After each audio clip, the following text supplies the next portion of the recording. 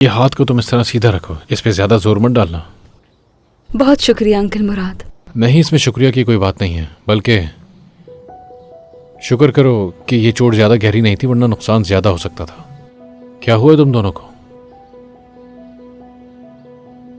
कि इतने गुस्से में आकर खुद को नुकसान पहुंचाना? ये कोई ठीक बात तो नहीं है ना?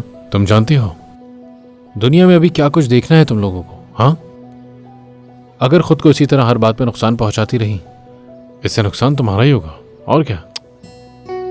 उन्होंने इल्जाम लगाया, बर्दाश्त नहीं कर सके। ये सब कुछ उन्हीं की वजह से हुआ है। चलो अब छोड़ो इस बात को,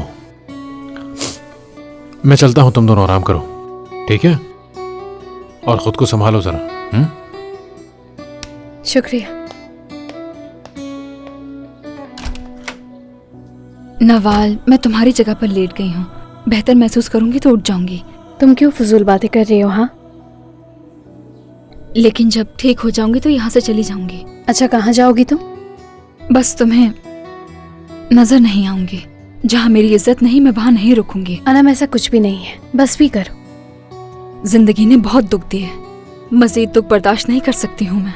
फिक्र मत करो, ऐसा कुछ भी नहीं होगा अब तुम्हारे साथ। नवाल, खुदा के लिए अब कुछ और मत कर लेना। नहीं चाहती कि कोई मसला हो। क्या तुम मुझे जानती नहीं हो?